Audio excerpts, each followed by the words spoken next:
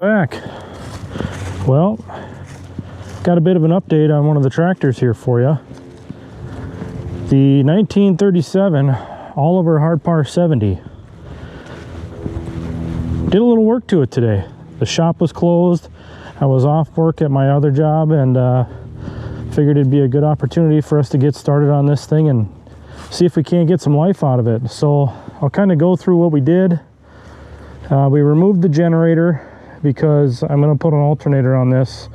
I need to contact Charlie at Charlie's Repair, and he'll probably make me a bracket for this, mount the alternator up. Now these engines, they're known as a 5-gear 6-cylinder engine. They have 5 gears inside the timing cover here, and the alternator or the generator is driven off this drive here. So it's mounted directly above. It's a little bit different than the 3-gear Oliver 70 over there, which is a 1940. This is the first 6-cylinder row crop tractor that was offered back in the day from all manufacturers, if I'm not mistaken. So they kind of had some early design quirks, I guess you could say, and these engines are pretty well known for wearing out the gears in the front. They're very hard to come by in good shape. So what did we do? Remove the generator. We opened up the distributor, checked out the points. They were a little corroded, so we took those out, polished them up, gapped them to 20 thousandths, cleaned up some of the wiring. Some of it's the original wiring, but they had a ballast resistor in line with a 12-volt coil, and they were running a 12-volt battery in it, so that really didn't make any sense. So we removed the ballast resistor. We got the 12-volt coil wired in directly. New wire here. The switch was okay. The on-off switch was okay. Some of the wiring in here was pretty messy, so we cleaned it up. We disconnected the headlights to avoid any issues with that, just in case something's grounding out somewhere. This is the power the power wire for the switch for the ignition, and no, this one here. Anyway, cleaned up some of the wiring. Tried to crank it over by hand or by electric start, and we didn't have anything coming from the switch.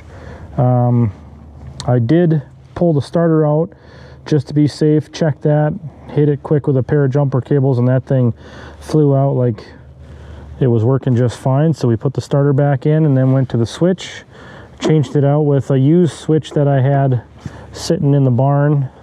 That one works just fine. Cranked over just fine with that. And then we installed the carburetor that I rebuilt here. New fuel lines. Look at how beautiful that is. Man, those fuel lines look good. We modified a sediment bowl that I had. This is a used sediment bowl, but I cleaned it up, bead blasted it, cleaned it in the ultrasonic cabinet. Looks like we got a little bit of a leak there. We'll have to tighten up this gland nut here, but got everything plumbed in there, cleaned out the fuel tank and installed that. What else did we do? We had to repair the end of the throttle lever because this is just a flat washer that I welded on, but that's essentially what's on there, and it was broke off. So we welded on a new flat washer on that.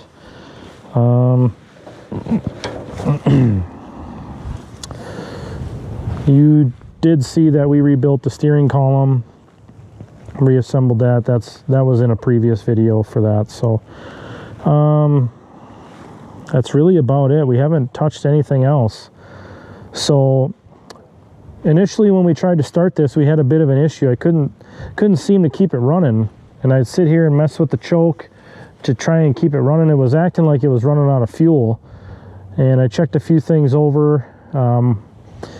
What we did find was inside the air cleaner cup, it was full with water and ice. So it was probably sucking water up and choking out the engine. And we're lucky we didn't, you know, hydro lock this thing. But clean that out, put some good oil in there, and started right up and ran like a champ. So all 6 gears tested and worked great.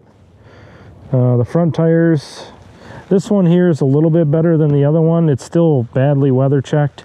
This one here is, I mean, it's gonna go.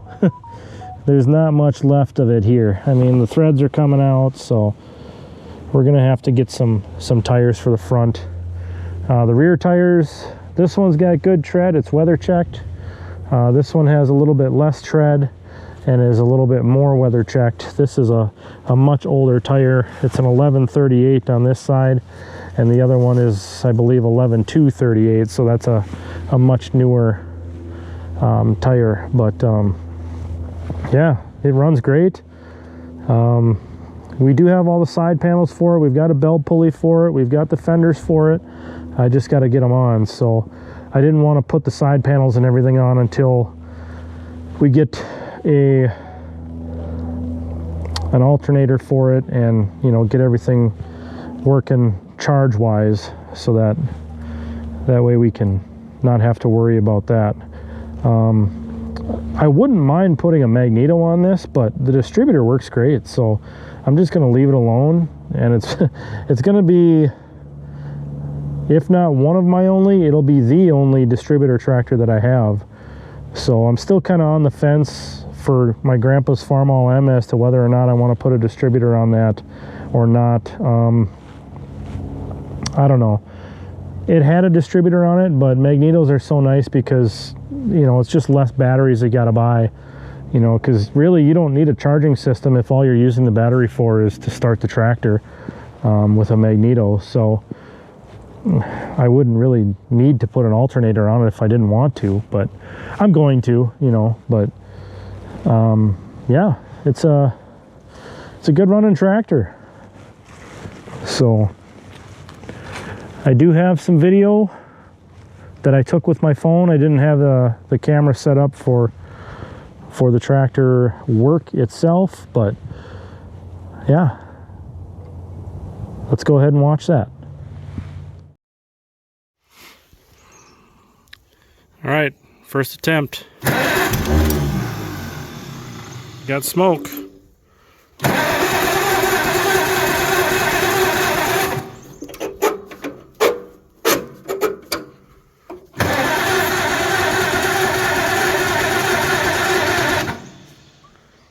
We got smoke from the starter button a little bit. See if we can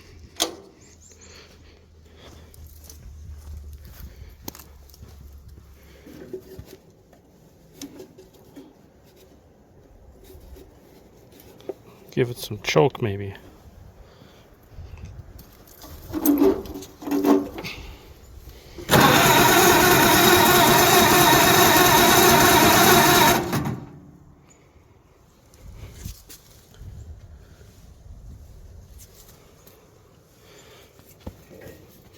Fuel is on. We got fuel flow at the carburetor. Yep, we sure do.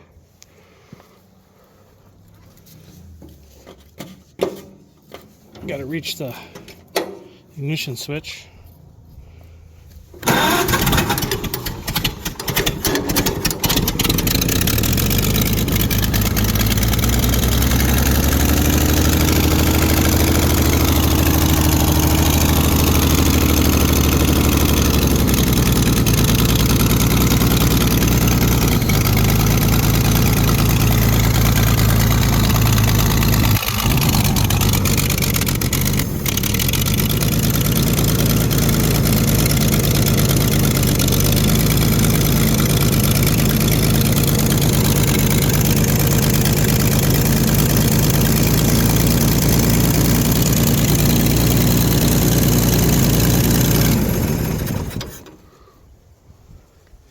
Seems as though we're running out of fuel, but it runs. Figured out what the problem was. That air cleaner was full of water and ice. It was choking it out.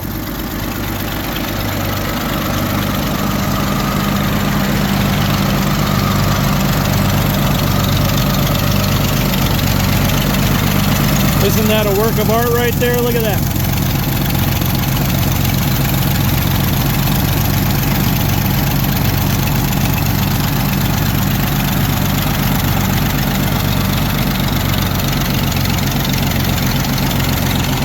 Not bad for a 1937.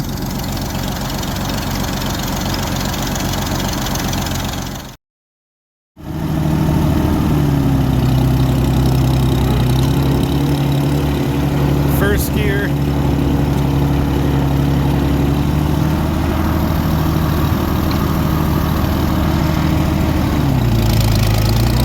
Second gear.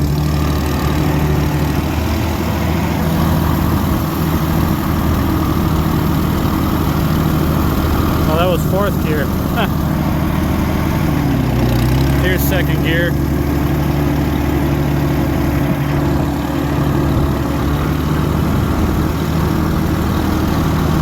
Reverse.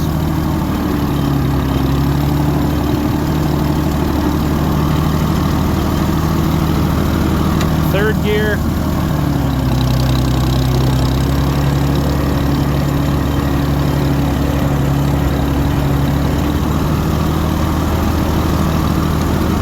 Fifth gear.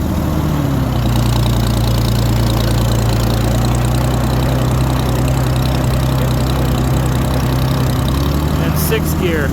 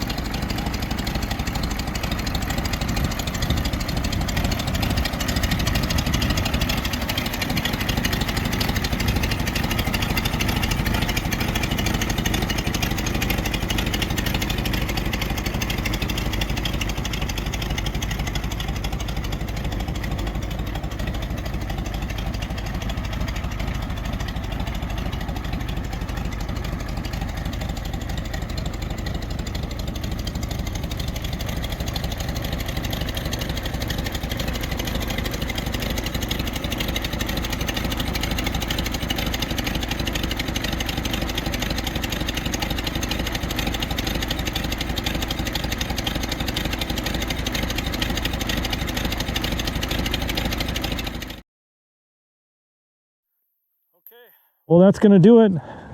We saved another one. And we've got a bit of an overflow here, and this would be overflow row. You know, we've got Tony's 36 Model A, Mark's 1949, I think, Farmall M, Mark's 1940 Oliver 70. Under there is the very first 1938 ZTU Moline. This is Mark's, I believe it's a 47 Model D. This is Hyatt's 37 Model A. Ray's Super Ray that we just got running. The Hart Parr 70 we just got running. And Ray's Cub back behind it all. So, oh, that 2-bottom Oliver plow, that belongs to Mark as well. So, got a lot of equipment here. Anyways, we'll see you guys in the next one. I appreciate you watching as always, and it's almost summer. It's tractor season. Let's see what we can get into next.